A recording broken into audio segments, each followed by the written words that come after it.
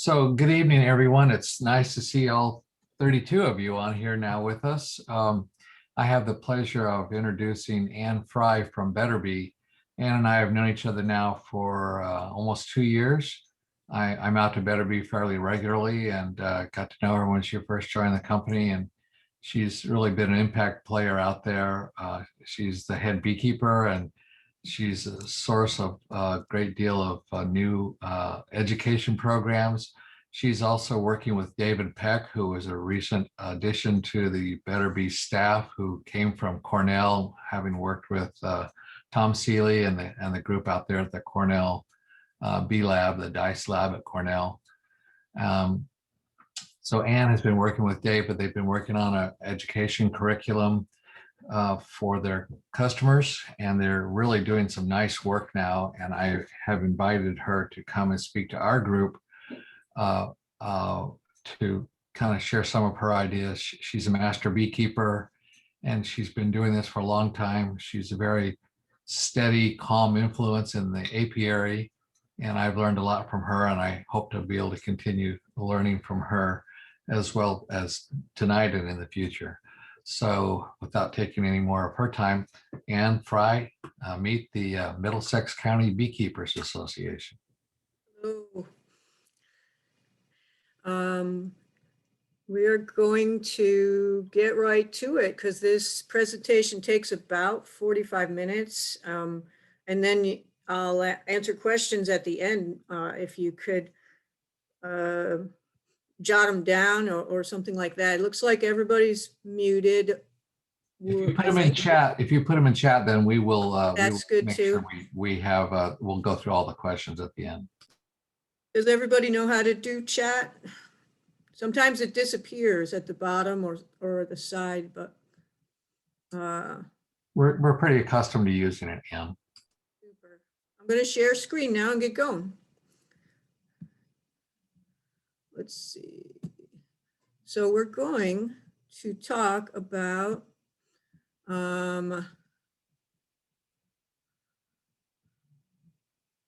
slideshow. Present. Excellent. We're going to talk about how to deal with things that may seem to be too much for you in beekeeping. And not everybody is, over 6 feet tall or super strong.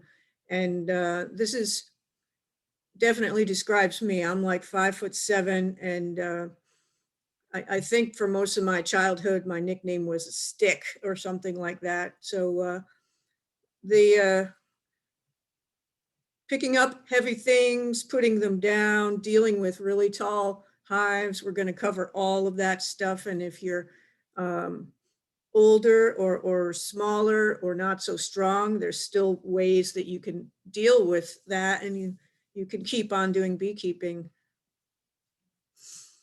So before we get into the muscle part of it, we got to start with the brain part of it, just to save yourself wasted time and wasted effort. I think this might actually be a little bit too organized, but you know what I mean? We're going to get our stuff together in some sort of a container. It could be a 5-gallon bucket. I use an old nuke. This is a 5-frame nuke box. And it's waterproof, and it's just about the right size, not too big, so you can't go crazy bringing everything but the kitchen sink with you. You just pretty much have the essentials. But since you've packed them all into your box, like the fuel, the starter, at least 2 ways to light your stuff, couple of hive tools, some queen marking stuff, your gloves, all of that can go in there. And you only have to pick up one thing when you're going to work bees. You don't have to go hunting down your lighter, which is over there by the wood stove, and you don't have to go under the kitchen sink to get the rubber gloves or whatever. You don't have to go to the paint cabinet to find your hive tool, which your spouse took to scrape paint, or, it's just one item. It's the bee box, and you grab it and go. It's like your what do they call it? Your bug out bag. It's kind of like that for going to work on your bees.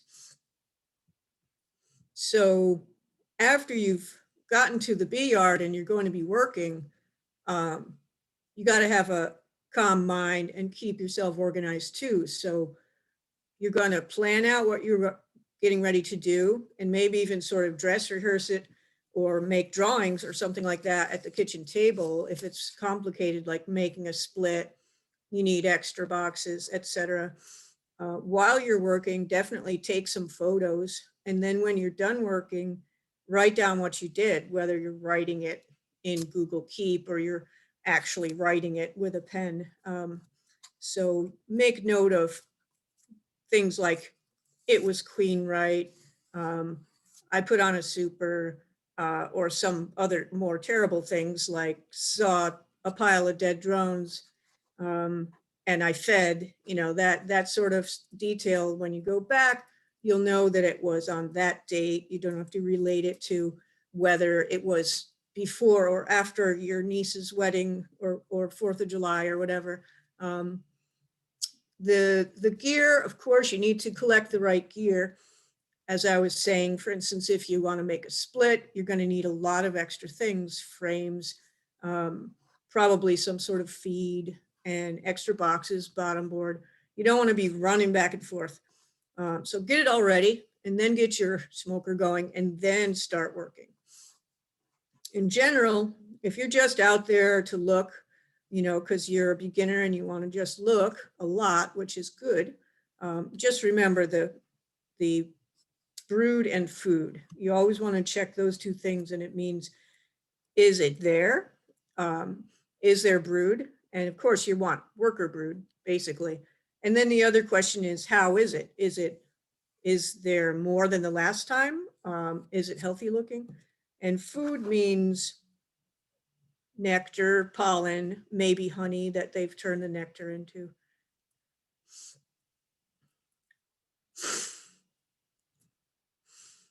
So now you're really out there and your smoker is lit and everything is getting started. Yes, you do need some muscle, but there's a series of things that might come into play before you see this talk, and it will make you think, I can't do it. I need to change all my equipment to styrofoam. Or, oh, I wish I had started out with all mediums like that other person. You probably have some oddballs in your club who use all mediums, me. But you don't need to do that kind of stuff. You could have a very strong helper like Joe Callie down here, who's apparently holding up a truck, but that's not really true. But you can get along without doing any of those things. You can definitely move heavy boxes. You can even move whole hives. You can deal with your honey crop later, whether it's in the supers or it's actually in buckets, which are heavy too. Honey's the heaviest thing. On a smaller scale, you can deal with stuck frames and problematic smaller situations like that. And there are, I don't want to call them tricks, so I'll just call them techniques. Most of them have to do with just knowing what's going on behind the wall or inside the hive that you can't see yet. And a lot of it also has to do with using leverage properly. So in your first year, of course, everything is wonderful and your wooden frames or your plastic frames are fresh and clean and nothing gets stuck to anything, right? And then slowly things start to get harder and harder and harder, even though Langstroth made the hive design so that things were movable. And I shudder to think what it was like before he discovered bee space and made movable frames, because ours get stuck together so much. And a lot of the times they're getting stuck together and it's us that's causing that to happen.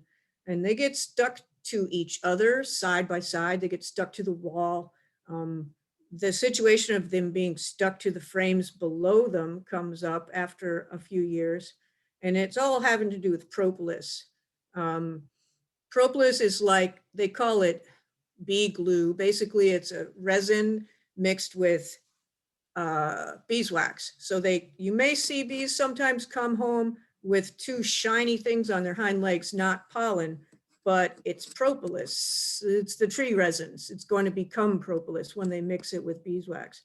And I don't know why we don't see more of them with that on their hind legs, because you know how much propolis there is. It's that brownish red stuff around the edges of the box you see. There's some between the frames, but not too much because they are all squeezed together and there's not much space to jam it between the end bars, but they do get stuck a bit. So this is me holding a hook-ended hive tool, and you could use the wider end of it as a wrench sort of, and you can also do that with your standard hive tool. And that's a different motion than using it as a pry bar. And it's just lots of different ways to use the same tool. So I never start tugging up on a frame until I've kind of cracked it loose from the things on each side. So that's like 2 spots at this end, the left, and then 2 spots way at the right. And then it still might be stuck all along its bottom to the frame below it. So it's there's a lot of places where things could be stuck. Not that that means that you should always be scraping propolis off. It's just the way it is when you have a beehive for a while, but not prying upwards immediately and popping the top bar off your frame because you're trying to break through all the things that are adhering it to everything else. I am a firm believer in using glue when people build wooden frames because it really helps not rip the top bar off, but also I loosen it up first. The right-hand picture does show me prying against the end of the box, where that thin piece of wood is. And I know that the more often I do that, the more that piece of wood gets weakened, that thin piece on the top edge of the box. So I tend to do what I'm showing at the left. And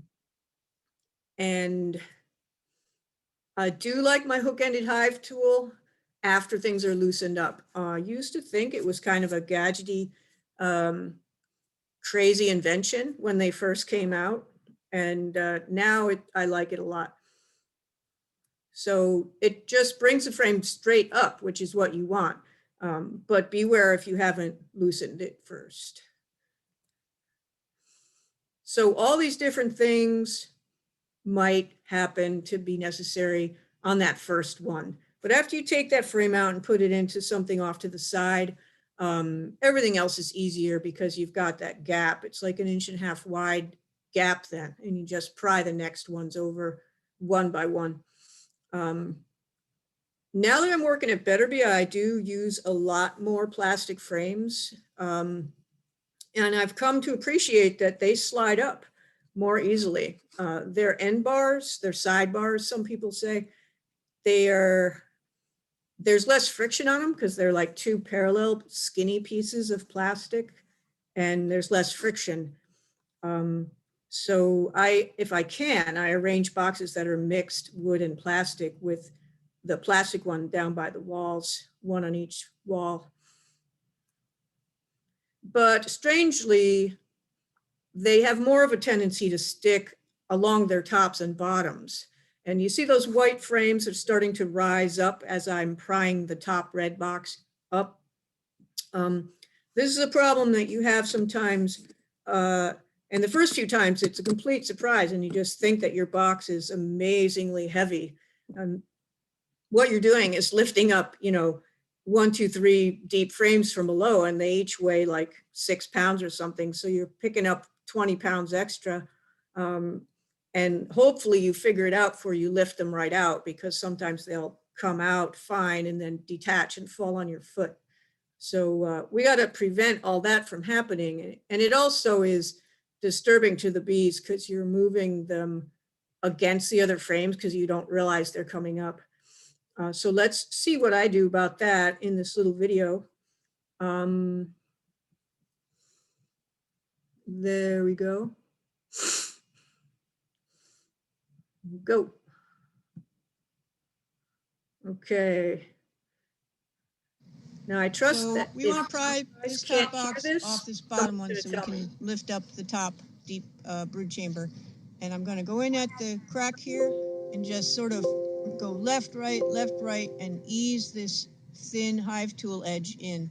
I don't want to go bang, and I don't want to immediately start wrenching up and down because I haven't gotten in far enough to do a good lift. 1.5 inches should be enough distance in. You could go down or up, and if it's not working, try a few other corners, and then also try to squat down and look in this crack here and see if any of the frames from the bottom box are stuck and rising up with this box. Frames from the bottom box might be stuck to frames in the top box. And if that happens, it really helps to have 2 hive tools. You have one prying your box up, and the other one is pressing in just very carefully a tiny distance in to press frames down. Because we don't want to be crushing all the bees as soon as we poke our hive tool in there. Another thing you could do is do it with 1 hive tool. And to do that, you have to kind of support the weight of it with your hand. And you don't even look, you kind of feel with your hive tool. So I've raised it up a little and I kind of creep along and I say, oh, here's one that's coming up. Good. Here's one that's coming up. Press it down.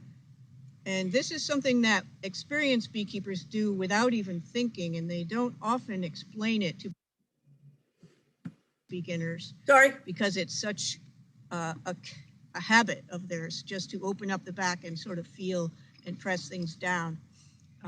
Beginners don't have this problem because their frames are not all covered with propolis. But as time goes on, things get stickier and stickier. So don't forget about frames that might be coming up from the bottom. So, everybody good? I'm hoping that that worked out. I sent a question to Tony and I have not heard back, so I'm assuming everything is great. It's fine. Ed. Super, thanks. Another thing that I like to do that saves the trouble of lifting off, say, the top deep, which is usually partly full of honey, even in the summertime, and therefore it's heavier, is to just do this tip up, which I am doing here so I could get out the formic acid pads that have been used and they're done.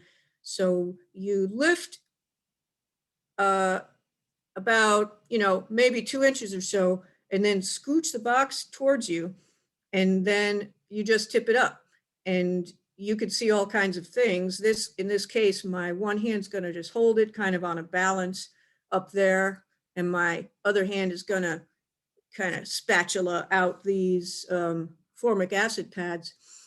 And I've never really used it many muscles at all here, and I'm going to be done with removing the formic acid pads. And that was my only chore here. I'm not pulling brood frames. I just had the chore of getting the Mite Away quick strips out from every hive that day. Boom, boom, boom. The other thing you can look at is, since the bottom bars are way skinnier than the top bars, you can peek between them and see things very easily, like, is there capped brood or is there capped honey? You could see where the cluster is, because that's important, because basically the cluster is where the brood is. They don't hang around quite as densely if it's just nectar on the frames, for instance. So it gives you some good clues, and then you may know exactly which frame you would expect to start taking frames out. I often don't take the frame by the wall out if the cluster is over a little ways. I take out the frame next to the cluster first. which saves some of the time of looking at an empty frame, a frame of honey, a frame of pollen, and then, you know, the cluster is next to that frame of pollen. So you can kind of speed ahead after you've peeked under. So of course, sometimes you do have to get the box off. So let's say that you put the outer cover on the ground upside down and you pry off the box. It's pretty damn heavy sometimes, but you can make it seem less heavy by kind of getting it right against your hips and your belly, and also squeezing really hard with your forearms. Don't like delicately hold it away from yourself and just grip it with your fingertips. The other thing that I do is what I call the brief rest, which means, gosh, this is tired. I'm going to have to rest it on the edge of the hive for just a sec. This is just the age-old advice of use your legs, but I've noticed that people tend to think of it when they're picking something up, but you got to remember when you're putting it down as well. The brief rest, to get back to that, just like to get another grip, or maybe even put your fingers under the box for a better grip. Just leave it on the edge. And I'm not dragging it across the bees on the top. I'm lifting it and then resting it at a slant. We never want to drag across the bees because we can't see it, but they may have knobs of wax on the top bars or the bottom bars. And as we're dragging or shoving it, they're all getting tumbled and rolled and ground like between two millstones all in there. And that makes the hive get pretty riled up anytime a bee gets crushed or anything makes their alarm pheromones come out. It's going to get the rest of them upset too. So to avoid dragging, another way to either get a box off or get it back on gently is the wall glide. And this is kind of a precision slide. You would get the box up there, maybe about half of the weight is up on the hive, kind of like that, but from front to back. So you're standing at the back and you get it up there and you're not holding too much weight, and then you rock it up with your right hand and the edge of it's just on the wall below. And then you can glide it all the way forward and there's not much friction and no bees are getting dragged along the top bars and bottom bars. And then when you're up to the front, you can quietly lay the right side down again. And then you just have to nudge it to the left, like about half the width of a wall, which is half an inch or less. The only thing about this that's kind of hard is keeping it on that narrow wall, but you get used to it. I've not seen very many people ever do this, but it's really useful. So you've moved over and you're starting to actually do a hive inspection. So a lot of people, if they've done more than a few hives in an hour, they start to get a neck ache or a back ache. And it may be they themselves that's causing that, like these folks here. We all pretty much use hive stands, which could be about 8 or 9 inches off the ground, but that's pretty low to begin with. These guys just have their beehives sitting on 4 bricks, I think. Certainly, if you would like to do lots of low down work, you should sit on something. And it could be a bucket. They sell these nice kind of cushioned covers for 5-gallon pails, and they even kind of spin a little bit. Maybe they have ball bearings in them. Tractor Supply has those.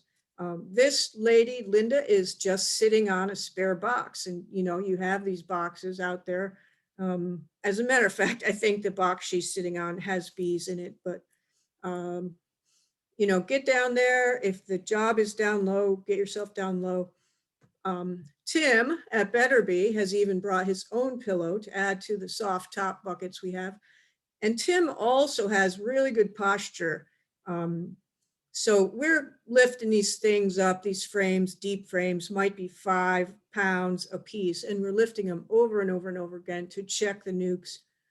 And it just goes on for the entire day, and you will have a much better back, neck, even your shoulders if you have good posture. So getting into some more unusual tasks like moving a whole hive, I'm going to tell you about maybe 2, 3 things you can do to make your life easier on that. But I will start by saying, usually the best thing to do is don't move a hive. You are just getting into all kinds of potential mayhem. And it's much better to decide where you're going to put your hive once and leave it there. But this gadget, I love. Someday Better Bee will sell these things. But this has, the crossbars have an extra piece of wood, metal, I mean, attached to them, which you can't see now because it's kind of embedded into the handholds. And when you lift up, it gets in there and it just can't come out because the weight of the hive is actually pulling down in the middle and forcing those handholds to stay in the carved out handholds. And it's useful in a lot of ways, but you need another person to use that thing. So what if you wanted to move this big hive? I mean, who knows why? Maybe the person that suddenly sold it to you because they were moving across the country, their landlord said, get that out of here or something. And you had to move this hive in July or in August, and it's covered with supers. One of them, God knows why, is a deep super. So what you got to do is just prepare by bringing extra parts like extra bottom boards and covers and extra straps, and divide it up into its component parts. Take box by box and put them on the truck and give each one of them something that will give it ventilation and a bottom. So those things might have to be built ahead of time. You can turn any shim into a moving screen by just tacking screening across the top. And you can probably divide this into the deep super, move the 2 medium supers and put them together on the truck, and then bring the top brood chamber to the truck and bring the bottom brood chamber to the truck and put them together when you're transporting, because they're the ones that are going to have the most bees and brood in. But don't forget your straps, and don't forget that all the parts of it need ventilation. And then you just reassemble it at the new place. Double screen boards are excellent for this. You can kind of make a double screen board too. If you're really well prepared, you can buy these things ahead and wait for them to arrive. Certainly a cart will help you get it across the yard. You're going to need a truck, though I am astounded to see, I saw somebody one time with a very small car like a VW Rabbit or maybe a Honda Civic or something like that, with a live beehive in the front seat one time as I went down the road. That was not me. I saw it. I wish I could figure out who that was, and they would be at a talk that I presented one time.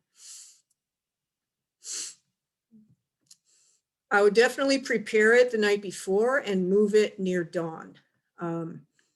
If things go wrong and you're moving at night, it's just going to get darker. So I'd say move it at dawn. If there's any question that you have enough strength or enough helpers to help you move something, get more. Or, if you're concerned that you can't lift it high enough to get it up onto the tailgate of the truck, don't just keep struggling, because you will get tireder and tireder. And also assume things will go wrong. Bring that old suit that's full suit, and duct tape your ankles. Thank you.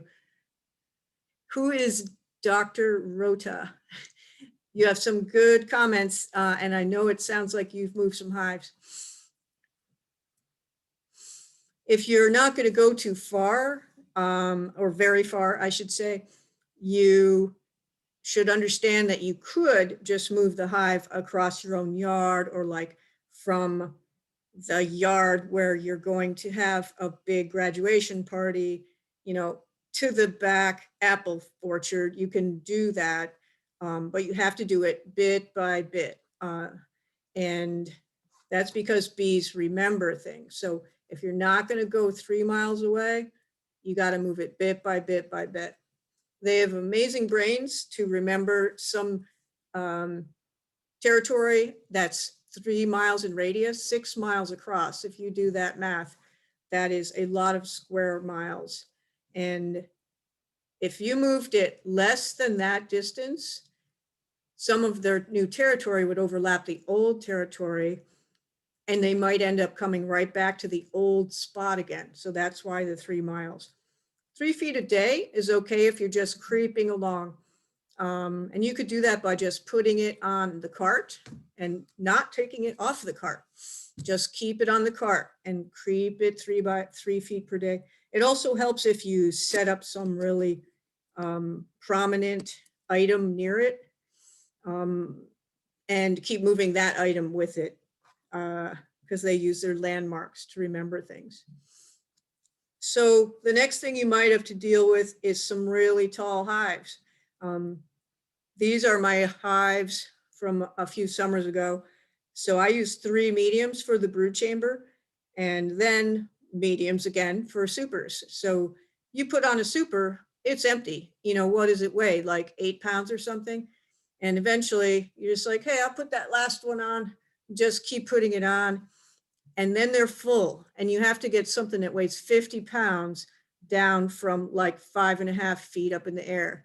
And you can do it. I'm going to teach you how to do it.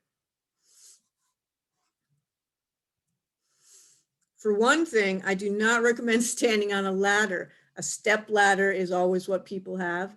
And those things are just the tiny, tiny size of the steps that are on them, and the fact that you have to turn holding a box, or that if you're not going to turn and you're just backing down, that heavy thing is coming down the steps in front of you. And usually what I would suggest is to use some of your extra equipment again and just make a step. Like you see me standing on 1 deep here.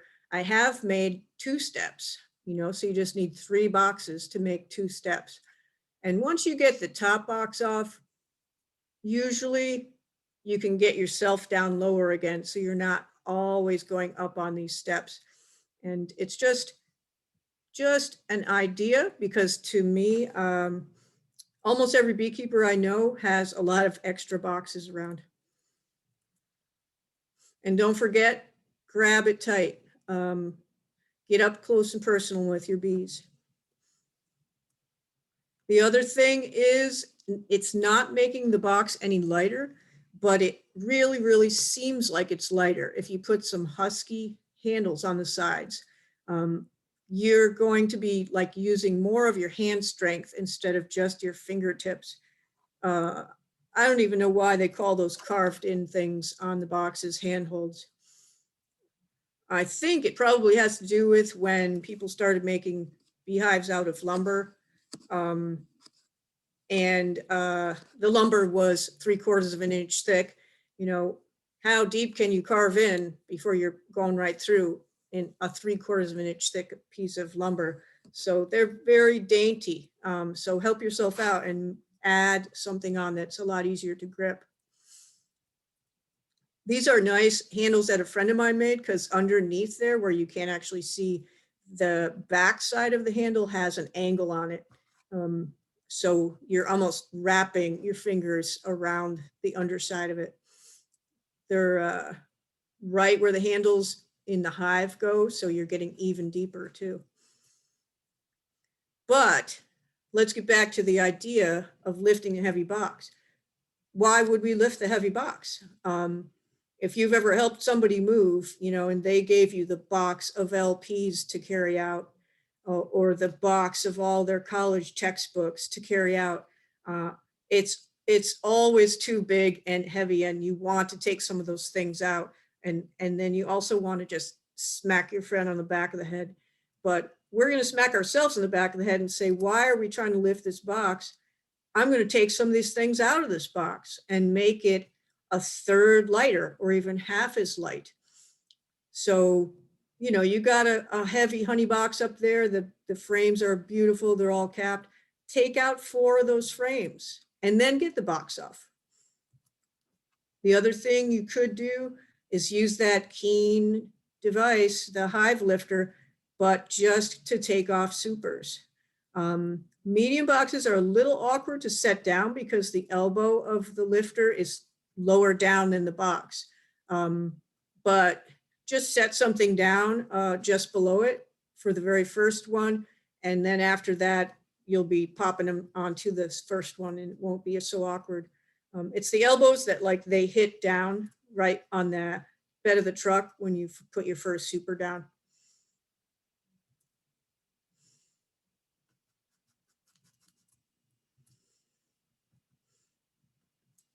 The other thing that comes about is when you've extracted it.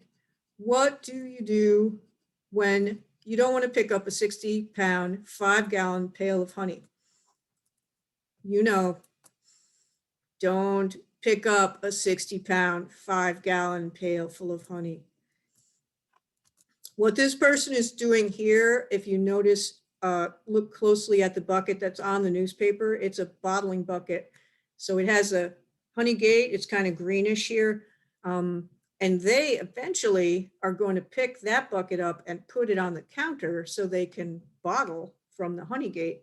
So I'm hoping that this person and you guys put your bottling bucket on the counter before it's full and pour into it from buckets that came from the extractor that are not already 5 gallons full.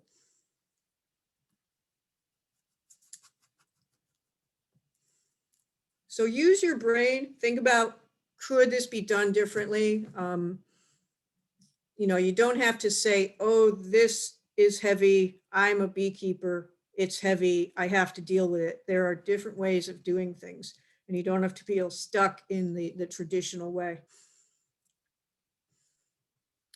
So when you're moving frames, remember, it's mainly a control thing and a knowledge thing. It's not like I need more strength, I'm going to get this frame out of here if it's the last thing I do. It's more of a finesse thing. And there's about 10 or 11 ways that you can try new things here. And there is a nice question here on the chat about moving hives. If you want to move it a short distance, you know, relatively short distance, not 3 miles, but you have to move it across a road. That is a toughie. You certainly can't do it across the road because the road is at least 20, 30 feet wide. So I think in that case, I would have to suggest moving it more than 3 miles away and then waiting for a month and then move it back to the place you want it. Maybe you have a friend or a relative that could just have a beehive in their yard for just a month. And then the bees will forget the old home, or they will age out and those fielders will die because fielders only last for 3 weeks or so. And then when you move it back, the new ones will reorient to the new place. So that is the end of the work smarter, not harder. And I can go on to some details about finishing winter and kind of succeeding through winter, which I traditionally do at the end of this talk. Yes, please. Sure, Tony. One of the key things is knowing when you have to feed your bees. And I did make this video for Better Bee 2. Hive. Now we can watch this right now. It takes 7 minutes, or I could just let you guys know it's how to feed your bees in the winter. Do you have time for that, or do you want me to just sort of summarize? We have time. All right, we'll watch it. I have been making a lot of videos this fall and winter. I'm pretty proud of this one. So check this out and then I'll wrap it up. Hey folks, we're going to talk today about feeding your bees. All right, go. In the fall, it's Second. time for the bees to do their chores, kicking out the drones, sealing up cracks and holes with propolis. It's time for us to do our chores too, taking out miticides, putting in mouse guards, putting on insulation. We might also have to feed. Sorry, guys. Whoa, very, very sorry. And it's important to understand feeding is an emergency thing. It's not a normal thing. You can avoid feeding by making sure that you don't over-harvest. In early fall, check the brood chamber before taking the honey in your supers. You may have to leave some honey for the bees. You can do this by weighing or looking at the frames to see if they have capped honey. What is a good amount of honey for bees to have during the winter? In New York State and areas around there, what we want is for the double deep hive to weigh 130 pounds. Now, if you don't have a scale and you can't weigh your hive, this would translate into, in the top box, nearly every one of the frames will be nearly full of capped honey. In the bottom box, the frames would be about half full of capped honey, or maybe up to 3/4 or more full of capped honey. And the remainder of the space is taken up by the cluster and some small amount of brood. This equates to approximately 80 to 90 pounds of honey. If necessary, in early fall, feed them 2-to-1 sugar syrup. That means thick syrup. You could also buy Pro Sweet from Better Bee.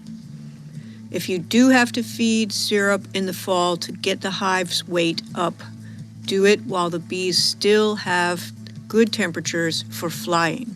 This means 55 degrees and above for a few weeks while you're feeding.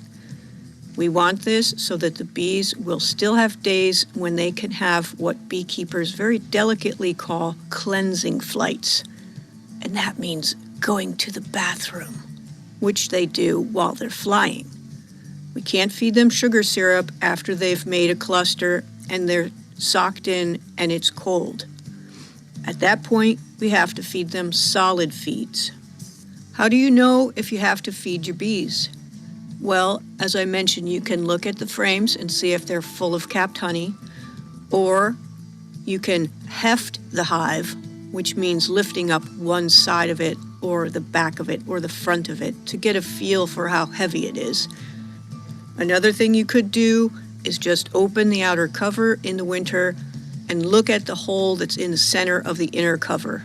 If the bees are up to there in the winter, it's possible that they need feed because they may have come up through all the honey that they had stored already and eaten it. When it's necessary to feed in the winter, when it's cold and the bees cannot fly, we need to feed solid things like winter patties, fondant, sugar bricks, or just plain granulated white sugar. All of these feeds need a little bit of extra height because you put them on the top bars of the top box. You could use a shim, any empty super you have around, or a deep rim inner cover. Better Bee sells winter patties. The ingredients are mostly sugar. There's a little bit of corn syrup, a little bit of honeybee healthy, and a little bit of plant proteins. Don't be fooled by the light brown color of winter patties. They are not pollen patties. They are not protein patties. They are not global patties. These three things are something that people feed their bees in the spring if they are planning on splitting a hive. Global patties, pollen patties, protein patties, all stimulate brood rearing, and you do not want this in the middle of winter. To put on your patties, smoke the bees down. Lay a shim on. Make sure that the plug does not interfere with you putting the covers on later. Lay the patties on. If you want to turn the plug inwards like I did, that's fine. I'm making sure that I have my inner cover slot as ventilation. And I also keep an insulation board at the top under my outer cover. Another carbohydrate, solid food that you can feed your bees besides winter patties is fondant. Basically, fondant is the same kind of stuff that people frost wedding cakes with. You could buy it from your beekeeping supply house or from a bakery supply. Another thing you could use for winter feed is white sugar. You can use it as is, or you can make it into dehydrated sugar bricks, which have the consistency of sugar cubes. Sugar bricks are made with a small amount of water and a tiny amount of vinegar, and then you need to dehydrate them, and this takes some time. If it's a true emergency, you could just put the white sugar straight out of the bag onto either a sheet of newspaper or tissue paper or some similar paper, which you lay on top of the frames in the top box. The bee's breath will make a kind of crust on the pile of sugar. It won't flow down all over them when they nibble through the paper. Be sure to leave a crack at the front so that your paper does not block off their little ventilation hole. Remember, folks, the basics of feeding in the winter are, first of all, try not to overharvest, and be aware of how much honey is in the brood chamber before you harvest. Secondly, if there's time in the early fall, feed thick sugar syrup. Thirdly, if the weather has become cold and the bees cannot fly, you have to feed solid foods. And these solid foods all need a little extra height because they are placed on the top bars inside the hive. Thanks for watching. I hope this has helped. Be sure to check out some more of Better Bees videos and classes. See you next time.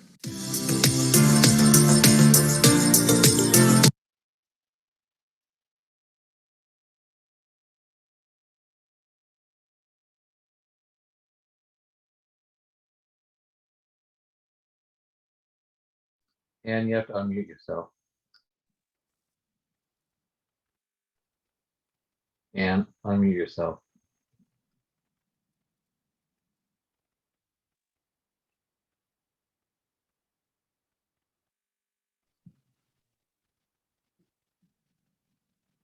And if you're talking, we can't hear you.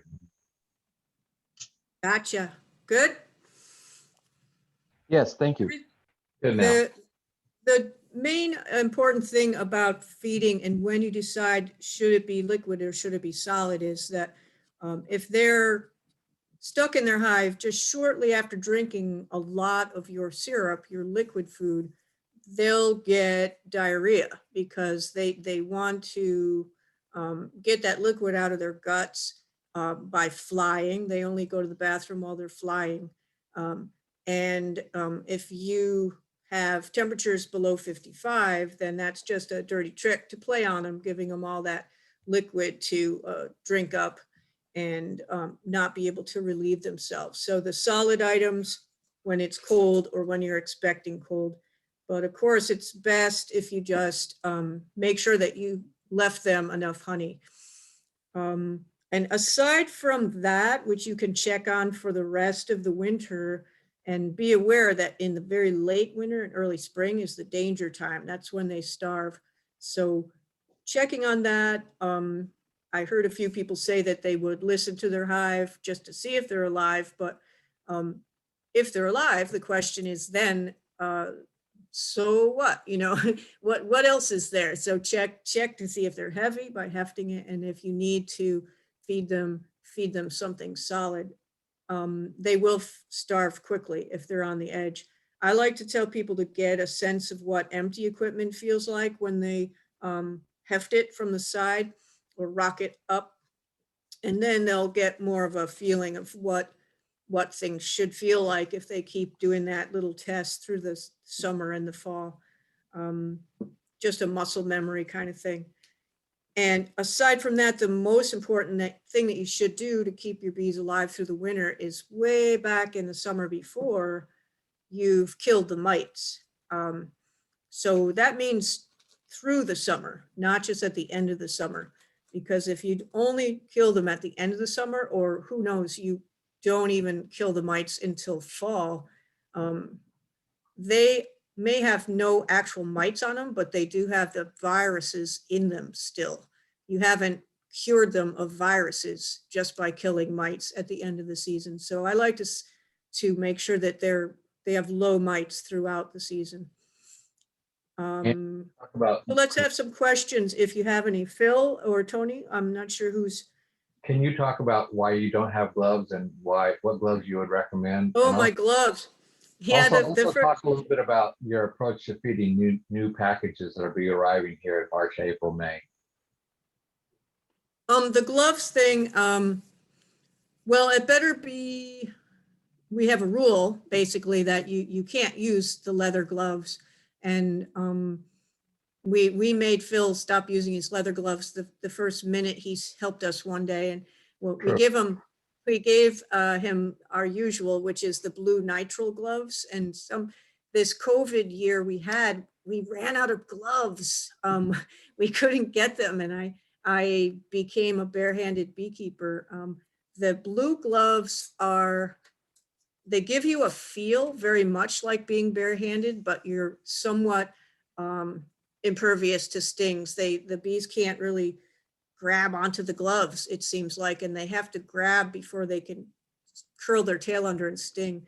But I also think that you're a better beekeeper if you can go barehanded or use rubber, thin, like latex nitrile gloves, because then you feel if you're pressing on bees when you're picking up a frame, or you're pulling with your 2 fingers and your thumb, but your ring finger and your pinky fingers are sticking out and resting on bees, and you don't know it if you have big leather gloves, and then you're confused as to why the hive gets more and more riled up the more time goes by. And it's because you're accidentally being rude to your bees, but you don't know it because you can't feel it. And they may be stinging those tough leather gloves, but you don't know that either. So if you need to wear the leather ones, I like to say that you should act like you're barehanded. So pretend you're barehanded. The other thing about feeding new packages, Phil, good question. When you get new bees, if you have new equipment too, for instance, foundation and not comb, not only do your bees have nowhere to store any nectar, but the queen has no cells to lay eggs in. So they need to create the wax. They need to create the comb with the wax, and feeding causes their wax glands to make wax. A thin liquid carbohydrate, which is nectar, is what naturally does it. But if they are stuck in the hive because, say, you have 2-3 days of drizzly cold rain, or something like that, or who knows, a snowstorm after we get packages, and that's been known to happen, they could just starve inside the hive, which is certainly the worst, but they also aren't going to be making any wax. If they do have a little bit of nectar stored in there, they're going to gobble it up, and they're not going to make any more wax. They're not going to get any more nectar. So feed them sugar syrup, not the thick stuff I described in that video. That was for fall. Just something like half sugar and half water, which is what we call 1-to-1, or even a little thinner. Nectar is way thinner than that. So, it's not like it's going to fail as a mixture if your measurements are a little bit off. It's just the basic idea. So, any other questions there, Phil? I'm not seeing the chat.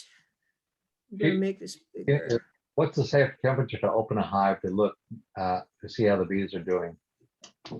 Well, you may be familiar with some people doing a wintertime oxalic treatment, not the vaporization, but the dribble method. And I used to do that with a guy I worked for every winter, and that involves opening it right up, tipping up the top deep and letting it stand there for maybe 3 or 4 minutes while you're squirting liquid syrup with oxalic acid mixed into it. And we did that when it was about 35 or so, and the whole yard had open hives for about 5 minutes. I think that's probably at one end of the spectrum of being bold about opening things. They were all fine though. I have also opened one hive very briefly when it was much, much colder. So I don't think that you can do any harm briefly opening a hive, because starvation is more dangerous than getting a little chilly. So I'm not going to give you a certain temperature. I think it's more important to be sure they have food, or that you give it to them fast, than to worry about if they're going to get a little chilly. When you're opening up a hive in the winter, though, definitely have your veil on. You might even have your smoker ready, because if the cluster is up high, which is what makes you worried, like, oh, they've eaten through their honey and now they're up high, you may have to lay their solid food right there, and you really shouldn't lay it on them. So you'll need to smoke them down, and do it all promptly. You're going to be in and out in like 30, 40 seconds. So that's the goal. And leave them their little ventilation port. They need a lot of airflow. There's a lot of moisture in their breath, and they make everything really too moist in there if there's no airflow. Anything else showing up on the chat for questions, you guys? Sure. Juanita had a question about replacing older frames in the brood chamber, where the cells are getting progressively smaller. Well, that's true. We generally recommend replacing 2 frames every year, just to prevent pesticide or nasty buildup. But what do you suggest?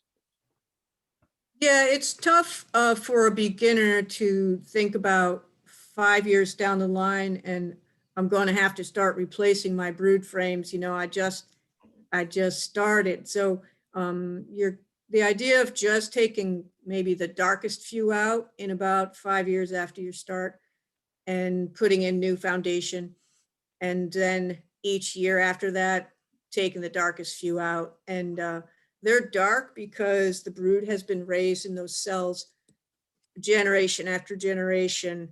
And every time a young bee is finished developing and it crawls out of its cell, it leaves a cocoon behind.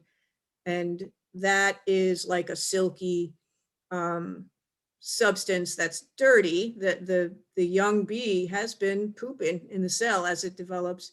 And the new bee gets out, walks away, and other nurse bees immediately get in there and they sort of polish it all down. They don't take the stuff away. They just sort of, they rub it in and smooth it out. And those layers do build up, like Juanita was saying.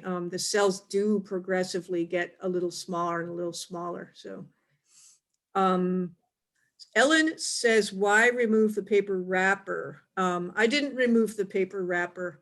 We unwrapped the fondant, which is the white one, but the winter patties, I just slapped them on there. They have like a thin wax paper on them, and it's totally fine to leave the paper. And can you talk about your use of Formic Pro over other alternatives? Well, I like Formic Pro or Mighty Way Quick Strips, which are both formic acid, because they kill the mites that are in the brood cells. It's the only treatment that will kill mites under the cappings. And it's a pretty good knockdown. It's over 95%. You just have to be careful of the temperature when you put those on the first 3 days of the application. You don't want real high temperatures. And I think that that limit is 90 for the one product and 95 for the other. So 85. 85 for one or both? I believe it's 85 for both. Right. Okay, okay, that's probably for safety. They've lowered the high temperature a bit. So just for the first 3 days of the application. And that's why I like formic acid. It's We interesting. So Randy Oliver just put out a video in a presentation to the New York Bee Wellness Club, and he tested a number of different treatments, including his own Swedish sponge shop towels and that sort of thing, along with Might Away Quick Strips and Formic Pro, and Formic Pro was one of the top performers, but they did lose around between 5 and 10% of the queens in his tests. So you have to be careful with that. It's fairly strong, but you can put it on while you have supers in place, as Anne has indicated. Yeah, that's the other good thing about it. You can have it on when your honey supers are on the hive. Yeah, you do have to be careful with those upper temperatures, and you have to have the entrance completely open. I also found that 10% of the queens died. And for that amount, the benefits, I think, outweigh the risks. The other thing is with formic acid or any other kind of treatment that is a fuming treatment, if you have screen bottom boards and you don't pretty firmly close off the screen, you're not actually getting the full treatment because the fumes are escaping faster than the manufacturer expected them to escape. So consider that if you have a screen bottom board. The front entrance should be open completely, but the screen part should be closed as tightly as you can get it underneath and in the back. On the other end of the spectrum, HopGuard didn't perform very well at all, so you have to be careful about HopGuard. Well, they did improve HopGuard last year. At first it was I think that the cardboard that they soaked in that HopGuard juice was so easy for the bees to chew up that they removed the HopGuard before the length of time was up for the treatment. So that was one problem with the HopGuard. Also, just HopGuard is good, I'd say early in the season when there's less mites. It's not going to knock down as many mites as formic acid, but you can use it when the temperatures are low. You can use it if you're worried about the queen dying because of formic acid. Yeah, I used it. I had okay success with it. But we here in Middlesex County, we had some extremely long series of heat waves in the middle of our drought. So we couldn't get the Formic Pro or the Mighty Way Quick Strips on because it was just too hot for too long. But the advantage of the HopGuard is that it doesn't have an upper range for the temperature. So yeah, it's good to have a few different options available to you, because you're never really sure what the temperature is going to be or when the time is that you're going to say, oh, these mites are too high. So what with waiting for things to be shipped and possible slowdowns on that, I think it's safest to have one here that could be at a high temperature and really knocks them down good, which would be formic. Or this other one I could use as a backup if suddenly we get a heat wave. In that regard, Sam Ramsey and Randy Oliver and others have said, don't use the same thing over and over again, but you should True, true. alternate different kinds of treatments so you don't have the same one going in all the time. That's a very good point, Philip Thomas. There is a question that says thoughts on Vivaldi boards. I'm not familiar with Vivaldi boards, except in the sense that they are for controlling your ventilation, having good ventilation. It is always good to consider your ventilation in a way that keeps it just flowing a little bit, but doesn't let robber bees get in. The Vivaldi board, does it also have a kind of a substance inside to absorb moisture? Jared or anyone else? I'm not an expert on these. As they It do. could be. Yeah, I'll- It's sort of a modified quilt board. Okay. Right. The idea of absorbing some of the excess moisture is one part, and the other one is just to keep some airflow. So those two things combined are both fine. Certainly the thing you don't want to do is wrap your hive so well and keep it like hermetically sealed, because then there's too much moisture coming off of those bees as they breathe. So remember, they normally live in hollow trees in nature, and those have more cracks than just one little knothole. And they're also probably somewhat more absorbent on the inside. So Okay. there is a comment about HopGuard, I guess, the 2-week treatment or formic acid is 2 weeks. Others are different lengths of time. That's another detail you should think about for the treatment that you use.